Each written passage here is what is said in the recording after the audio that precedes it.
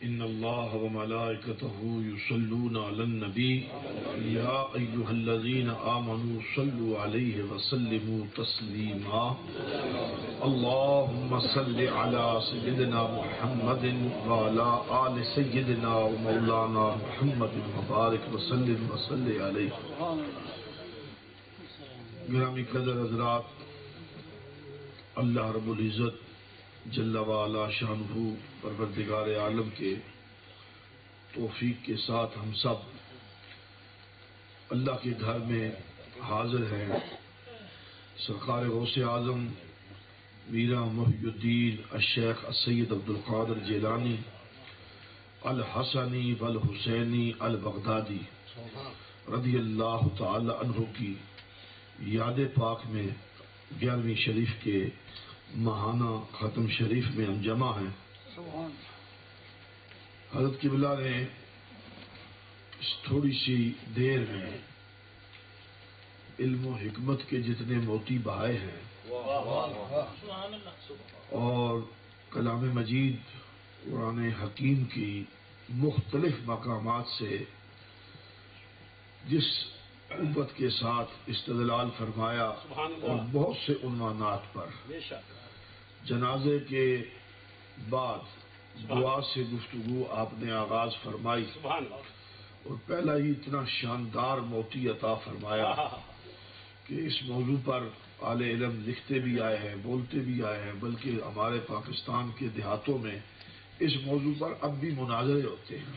یعنی یہ کوئی چھوٹی سی بات نہیں تھی، باقاعدہ اب بھی اس موضوع پر مناظرے قائم ہوتے ہیں۔ آپ نے کتنے خوبصورت انداز میں پہلا موتی عطا فرمایا کہ نماز یہ جنازہ فرض ہے، نماز جنازہ فرض ہے، جس طرح باقیہ نمازیں فرض ہیں اور ان کے بعد کی دعا مقبولیت کا درجہ رکھتی ہے، پھر وہاں سے آگے استدلال۔ اصلا جو بات میں کہنا چاہتا ہوں، یہ جو علوم ہیں جن کا اظہار یہاں پر ہوتا ہے، حضور قبلہ شاہ صاحب ہر مہینے صرف اس جگہ پر ہی نہیں، پورے یو کے میں یہاں بھی لوگ سننے والے ہوتے ہیں، جہاں جاتے ہیں اور ہر روز ایک نئی ایک کیفیت، نئے علم کھلتے ہیں۔ یہ اصلاً علم نبوت ہے۔ نبوت اور رسالت کے جو علوم ہیں جو خاص حضور علیہ الصلوۃ والسلام کی اولاد کو عطا کی،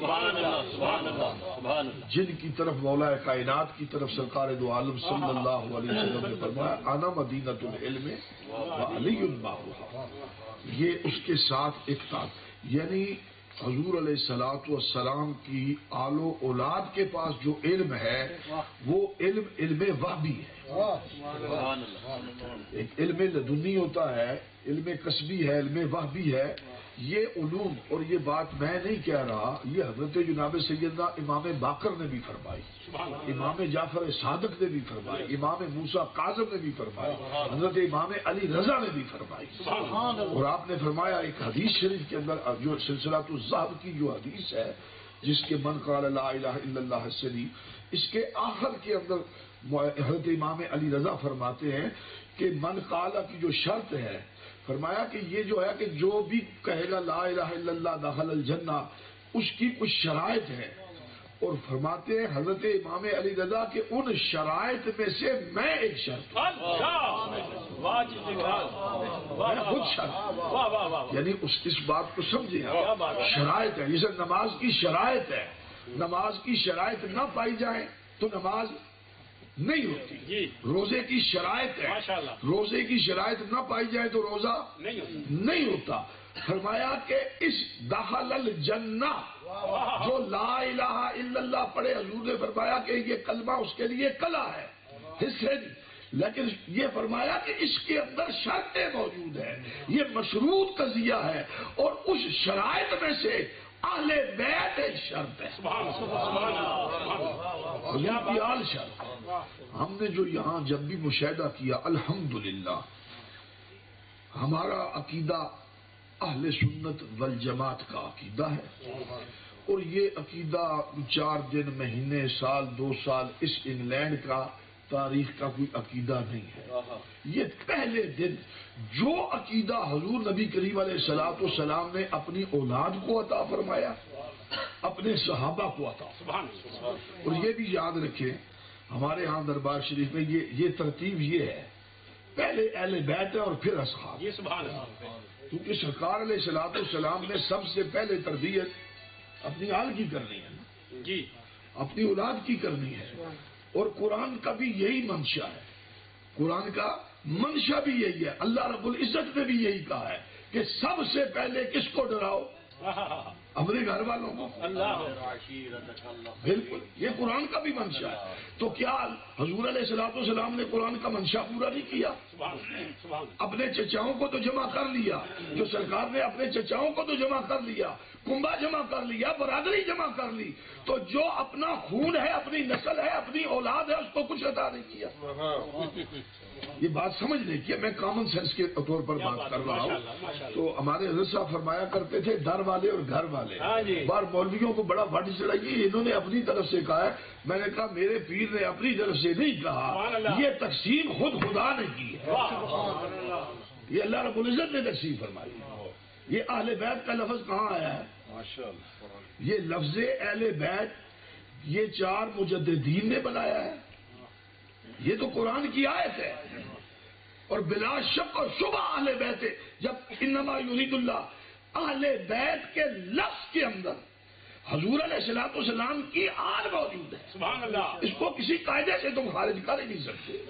یعنی اگر حدیث قصا نہ پڑھی جائے، اگر حدیث قصا نہ بھی پڑھی جائے، اس لفظ کے اندر سے حضور علیہ السلام کے بچوں کو کیسے نکال سکتے؟ سبحان اللہ.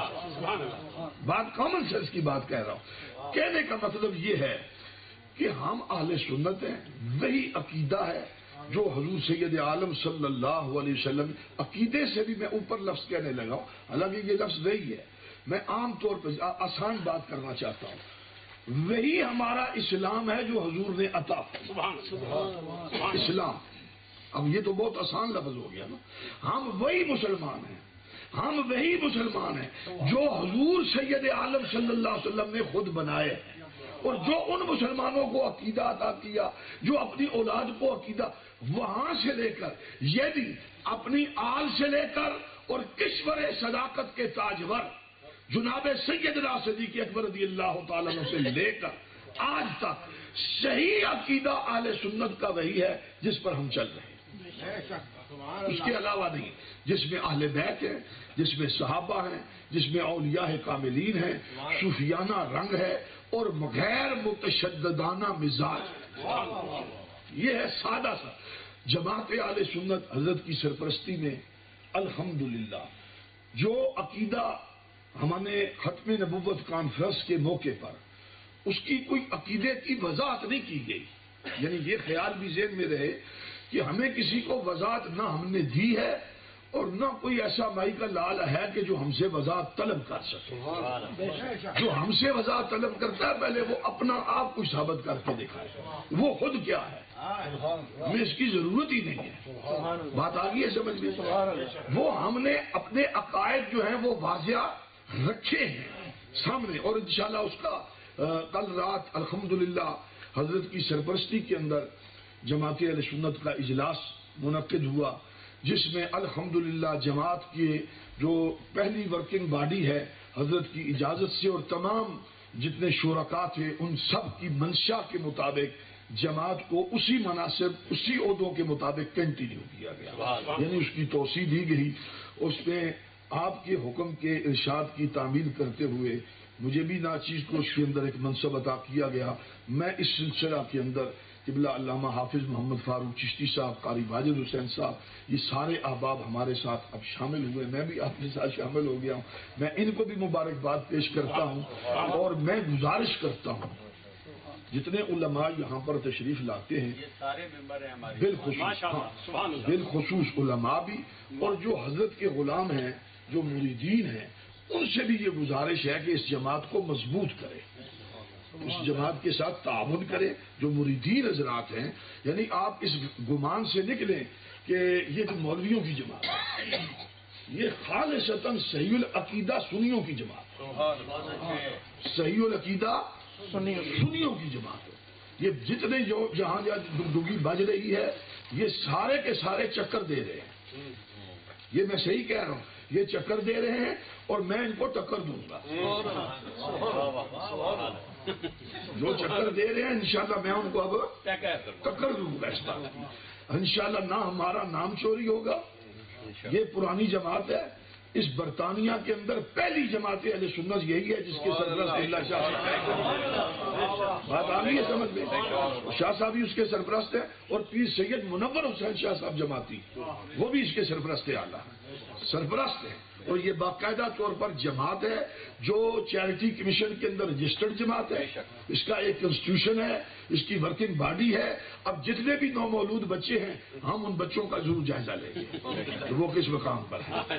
یہ بات سن لیں, ہم ان کا جائزہ لیں گے اور انشاءاللہ یہ جماعت الحمدللہ بڑی زبردست طریقے سے ہماری ختم نبوت کانفرنس یہاں پر ہوئی ہے اور بڑی کامیاب ہوئی ہے. اور انشاءاللہ یہ آنے والا جو یہ 2019 ہے اس کے اندر انشاءاللہ جماعت اہل سنت کی سالانہ کانفرنس کا عدد 40 ہو جائے گا. کتنا ہو جائے گا؟ تو یعنی 40ویں کانفرنس انشاءاللہ ہم منعقد کریں گے اور یہ پرشکوہ ہوگی, بڑی شان و شوکت کے ساتھ. اور پورے ملک کے اندر ہم اس کو ایک یادگار کے طور پر حضرت قبلہ کی نگرانی میں اور آپ کی نگاہ ولایت کے ساتھ آپ کی سیادت کی برکت کے ساتھ انشاءاللہ ایک یادگار محفل ہوگی.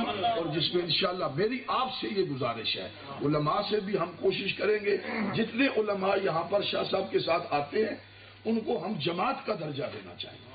ایک بڑی مجلس شورا قائم کریں گے. جماعت کو کس طرح کھڑا کرنا ہے اس کو دوبارہ, یعنی کچھ جو وہ کیا کہتے ہیں فصلی بٹیرے اور مطلب کے پتر, جو اب مطلب کے پتر ہیں اب وہ چور ہیں. وہ کون ہیں؟ چور ہیں. اور چوروں کو ہتھکڑیاں لگتی ہیں, چوروں کے ہاتھ کاٹے جاتے ہیں. یہ بات بڑی واضح ہے. چوروں کو ہتھکڑیاں لگتی ہیں, ان کے ہاتھ کاٹے جاتے ہیں. یعنی اس کا مطلب یہ نہیں ہے کہ ہم کو ایسا کام کرنا چاہتے ہیں. ہم کنسٹیٹیوشن کے اندر رہ کر جو قانون کہتا ہے, قانون کے دائرے کے اندر جو چوریاں کی گئی ہیں انشاءاللہ اس کا محاسبہ کریں گے. اور مرکزی جماعت اہل سنت برطانیہ, اوورسیز اینڈ یو کے, انشاءاللہ اس کا نام اب غلط استعمال نہیں ہوگا.